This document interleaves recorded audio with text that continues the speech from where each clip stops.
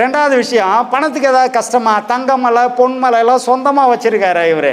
இதுதான் சிற்சபை பொற்சபை, இதுதான் நம்ம கவனிக்கணும் இங்கே. இதுதான் அந்த 2 சபையும், அது ரெண்டும் இவருக்கு சொந்தமானதாச்சே. அப்போது பிள்ளைங்க இருக்காங்க, இவருக்கு பார்த்துக்கிறதுக்கு பல கோடி பக்தர்கள் இருக்கிறாங்க. இந்த ஏண்டா விஷம் குச்சான் அப்படின்னு கேட்பார் கிண்டலாம். அந்த மாதிரி சிவபெருமான் ஒரு தப்பு பண்ணிட்டா, ஒரு தவறு செய்கிறோம் அப்படின்னா ஜெயிலில் என்ன போலீஸ் என்ன பண்ணோம், உடனே பிடிச்சி கேஸ் போடுவாங்க. வக்கீல் கோர்ட்டில் வாதாடுவாங்க. கோர்ட்டில் ஜட்ஜ் என்ன ஒரு தீர்ப்பு எழுதுவார், நீ 1 மாதம் ஜெயில் தண்டனை போடான்ருவாங்க, 1 மாதம் ஜெயிலில் இருக்கணும். ஆனால் இங்கே என்ன சொல்கிறாரு, சிவபெருமான் தான் அந்த அதிகாரி, ஒரு தண்டனை கொடுக்குறார். நீ பண்ணதுக்கெல்லாம் உனக்கு இந்த பிறவி, மானிட பிறவின்னா மாதா உதரத்துக்குள்ளே நீ போய் இருந்து அங்கேருந்து தான் வெளியில் வந்தான்னா அதான் கடமை, போடான்னாச்சு, அனுப்பிச்சாச்சு.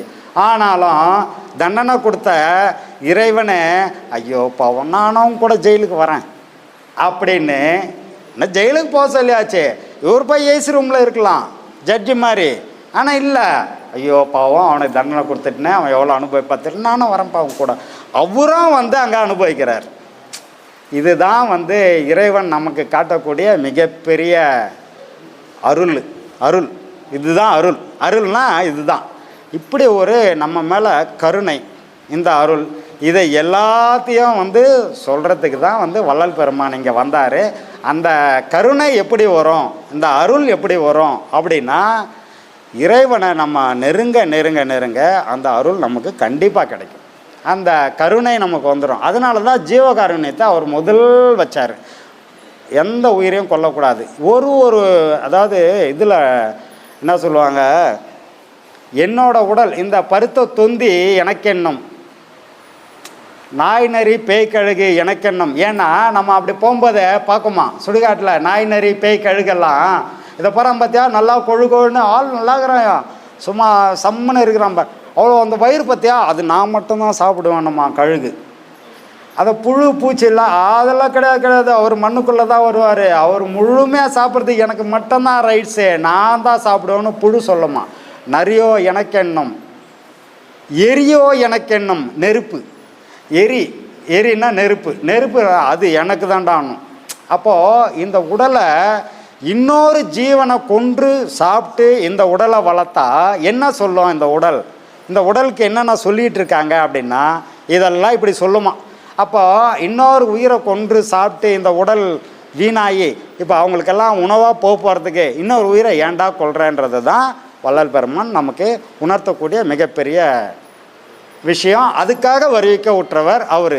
இந்த வருவிக்க உற்றவர்னு சொன்னாலே என்னென்னா, ஆல்ரெடி ஒரு டிபார்ட்மெண்ட் பார்க்குறவங்க, நீங்கள் கவர்மெண்ட் எம்ப்ளாயி இருந்தால் தெரியும், ஒர்க் பண்ணிகிட்ருக்கிறீங்க அப்படின்னா இன்னொரு டிபார்ட்மெண்ட்டில் திடீர்னு ஒரு ஷார்ட்டேஜ், அவங்க அர்ஜென்ட் ஒர்க்கு வேணும்னா உடனே என்னப்பா கலெக்டர் ஒரு ஆர்டரை போடுவார், அடுத்த டிபார்ட்மெண்ட்டில் எங்கே ஃப்ரீயாக இருக்காங்க ஸ்டாஃபுங்க அவங்கள இந்த இதுக்கு டெப்டேஷன் போடுங்கன்னுவாங்க.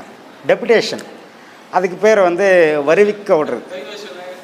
ஆமாம், எமர்ஜென்சியில் ஒரு டிபார்ட்மெண்ட்லேருந்து இன்னொரு டிபார்ட்மெண்ட், சம்பளம் மட்டும் உங்களுக்கு இங்கே தான், நீ எங்கே டிபார்ட்மெண்ட்டில் ஒர்க் பண்ணுறீங்களோ அங்கே சம்பளம் வந்துடும். ஆனால் வேலை உங்களுக்கு நீங்கள் அங்கே போய் செய்யணும்.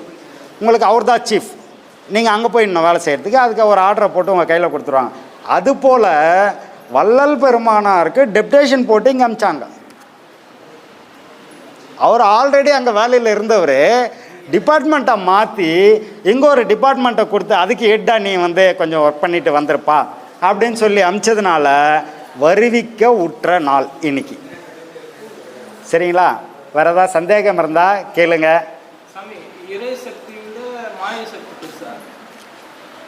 எல்லா சக்தியுமே இறைவனுக்கு கட்டுப்பட்ட சக்திகள் தான், எல்லா சக்தியும். ஆனால் என்னன்னா, இறைவன் நேதிப்படி போகிறவர், அவருக்கு அதிகாரம் இருக்குதுன்றதால போய் உடனடியாக அந்த வேலையெல்லாம் அவர் செய்ய மாட்டார். முறையாக என்னவோ அதுதான் நடக்கும். இப்போது எல்லாரும் எல்லா கிரகங்கள்லேருந்து எல்லாம் அவரோட கட்டுப்பாட்டில் தான் இருக்குது. ஆனால் சனீஸ்வரன் என்ன சொல்கிறாரு, நான் உன்னை பிடிக்கணுன்றாரு. சரிப்பா பிடிச்சிக்கோ, ஏன்னா நீதிப்படி நடந்தே ஆகணும். பிடிச்சிக்கோ, ஆனாலும் எனக்கு கொஞ்சம் வேலை இருக்குது, அடுத்த ஒரு நாளில் பிடியான்றாரு. இல்லை இல்லை, எனக்கு இதுதான் டைமு, 3 நேரம் நெருங்கிச்சு, நான் பிடிச்சி தான் ஆகணாரு. அப்போ நம்ம சரி வேறு வழி இல்லை, எப்படியாவது டபாஞ்சாகணும், ஏன்னா ஒரு வேலையை செய்தாகணும், விட்டுற முடியாது, இவன் பிடிச்சிட்டா செய்யவும் முடியாது. அதனால் டக்குன்னு சரி பிடிச்சிக்கப்பான்ட்டு அவர் எஸ்கேப் ஆகிடுவார். அவரை பிடிக்க முடியாது, ஏன்னா சிவபெருமானா அவ்வளோ ஈஸியாக பிடிக்க முடியாது, அவர் அவ்வளோ பெரிய ஆற்றல் படைத்தவர். ஆனாலும் இவங்கிட்ட நீதிப்படி தப்பிச்சிடணும். ஆனால் அவன் பிடிக்கிற நாழிகை ஒரு நாழிகைனாலும் நீதிப்படி அவன் பிடிக்கணும், அதுதான் ரூல். அப்போது அவனை வேண்டான்னு சொல்ல முடியாது, பெரிய அதிகாரியாக இருந்தாலும் வேண்டான்னு சொல்ல முடியாது. அப்போ என்ன பண்ணுறாரு, நீதிப்படி இருந்தே ஆகணுன்றதால ஒரு பொந்துக்குள்ளே போய் பூந்துருவார் சைலண்ட்டாக. ஒரு நாழிகை கடந்ததுக்கப்புறம் வரார் வெளியில். என்னப்பா பிடிச்சிட்டியான்னு கேட்குறாரு. ஓ பிடிச்சிட்டேன்றார் அவர். இல்லையே நீ பிடிக்கலையானார். அடடா, ஒரு நாழிகை நீங்கள் பந்துக்குள்ளே இருந்தீங்களா, அதுதான் நான் பிடிச்சேன்னாரு. அப்போ எப்படி இருந்தாலும் அவன் கடமையை அவன் செய்யணும், அதுக்கு அவர் ஒத்து போயிடுவார். இப்போ அவன் பிடிச்சி அவன் எத்தனை போய் உன்னை பந்துக்குள்ளே அடைக்கிறது, அவரே பந்துக்குள்ளே போய் உக்காந்துட்டார். இங்கே தான் நம்ம கவனிக்க வேண்டிய விஷயம். எதையும் அவர் நீதிக்கு மீறி எதையும் செய்ய மாட்டார், எல்லாம் நீதிப்படி நடக்கணுன்ற நிலையில் தான் இறைவன் செயல்பாடுகள் இருக்கும். அதனால தான் இறைவன் பேரறிவாளன்னு சொல்கிறதுக்கு அதுதான் காரணம். ரெண்டாவது, இறைவன் நடுநிலைமையாக இருப்பார், எதையும் மாற்றி இது பண்ண மாட்டார். நல்லவங்க கெட்டவங்க அவருக்கு கிடையாது. ஏன் அப்படி கிடையாதுன்னா, அந்த காரணம்ன்ற ஒன்று அவருக்கு கிடையாது. கடந்தார். ஒன்றானவன் இரண்டானவன் படிச்சிருக்கிறீங்கள, அது மாதிரி ஒரு கடவுள்ன்றது ஏகன் தான், ஒருத்தர் தான். ஆனால் 2 விஷயமா இருக்கார். எப்படி 2 விஷயமா இருக்காருன்னா, சிவம் சக்தின்ற 2 விஷயமா இருக்கார். 3ஐ கடந்தார் அவர்.